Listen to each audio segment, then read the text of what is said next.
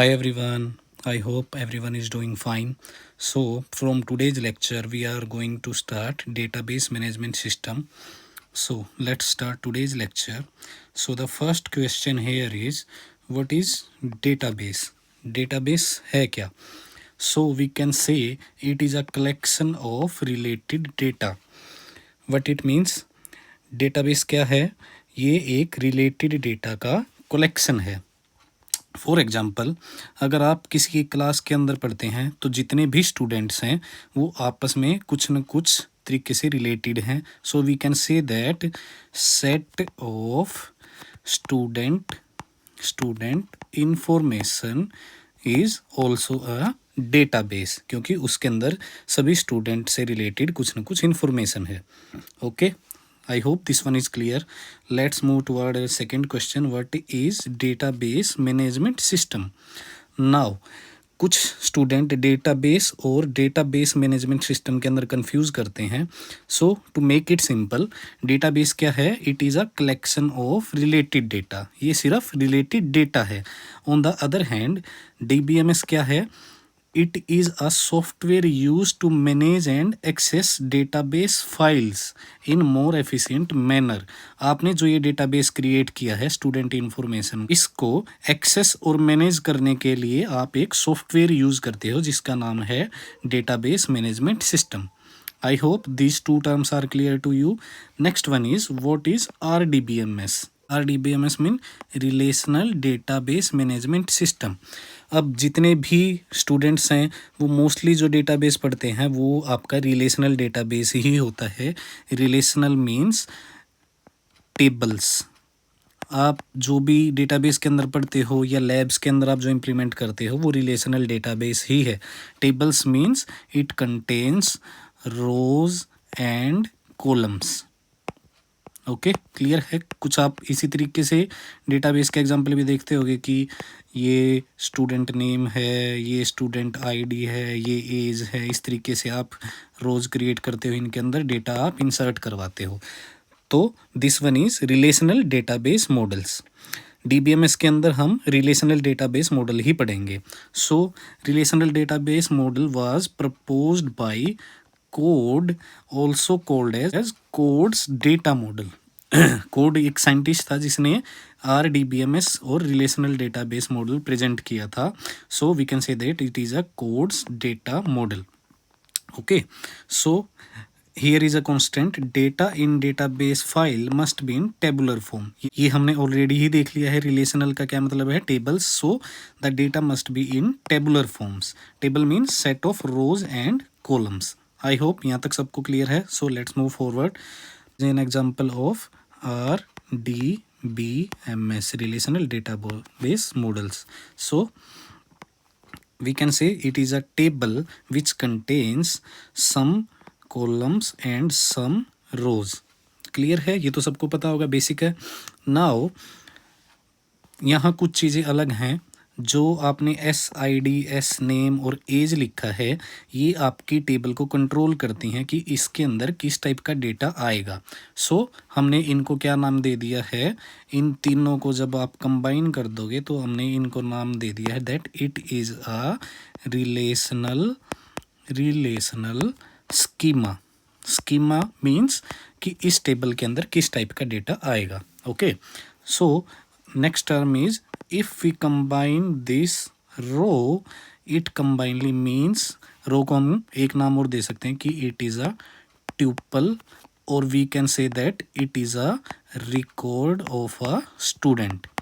Okay, these two terms are clear to you. And if we combine all this present data at a particular instance, we can say that it is a relational instance, or we can say that it is a snapshot of the data. कि एक time के ऊपर एक particular table के अंदर क्या data है उसका हमने एक तरीके से स्नैपशॉट लिया है, तो उसको हमने नाम दे दिया relational instance. Okay, I hope this one in clear to you. Let's move towards arity. What arity means? We can say that it is number of attributes of database table, number of attributes in database table. बताओ इस table को देखो और बताओ इसके अंदर attributes क्या हैं। First one is student ID, next one is student name and next one is age. ये आपके टेबल के क्या हैं, एट्रीब्यूट्स हैं। तो हमने इनको नाम दे दिया कि these are the attributes of table. ऊपर टेबल गिवन है, सो अगर आपसे कोई पूछे कि इस टेबल की एरिटी क्या है, तो इसके अंदर 3 नंबर ऑफ एट्रीब्यूट्स हैं, so we can say that its arity is equal to 3। Okay, I hope यहाँ तक सबको क्लियर है। Next is cardinality. Cardinality means number of records of database table. Cardinality का क्या मतलब है कि एक टेबल के अंदर एक पर्टिकुलर टाइम पे कितने नंबर ऑफ रिकॉर्ड्स हैं। अगर इस एग्जांपल के अंदर देखो कितने नंबर ऑफ रिकॉर्ड्स हैं, 1 2 3 एंड 4 रिकॉर्ड प्रेजेंट है, तो इस टेबल की कार्डिनलिटी है आपकी 4। Now let's move toward domain of attribute. Domain of attribute क्या है, it is possible values accepted by attribute. Okay, domain क्या है, possible values accepted by the attribute. देखो एक बार इस टेबल को, एस आई डी के अंदर हम क्या एंटर करवा सकते हैं, S1 S2 S3, इसके अंदर हम नेम्स एंटर नहीं करवा रहे हैं। एस नेम के अंदर आप A B C इस तरीके से एंटर करवाया, इसके अंदर हम 1 2 3 एंटर नहीं करवा रहे हैं। एज के अंदर आपने एंटर करवाया 20 21 25 23, इसके अंदर हम A B C इस तरीके से कुछ भी एंटर नहीं करवा सकते।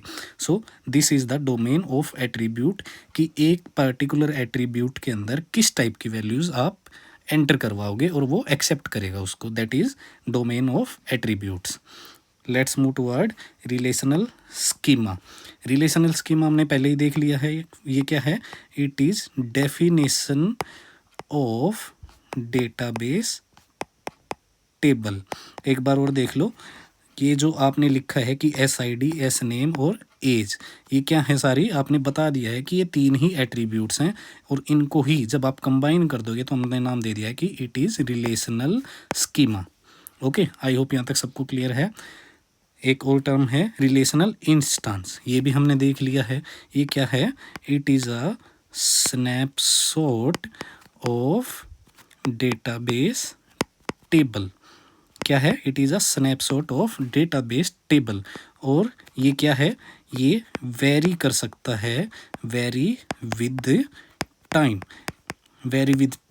कैसे होगा, एक पर्टिकुलर टाइम के ऊपर मान के चलो आपकी टेबल के अंदर 5 रिकॉर्ड्स थे, आपने स्नैपशॉट लिया तो ये 5 रिकॉर्ड आए, और 2-3 मिनट के बाद जब आपने दोबारा इसका स्नैपशॉट लिया तो यहाँ पे मान के चलो 7 रिकॉर्ड थे, तो आपका रिलेशनल इंस्टेंस चेंज हो गया है।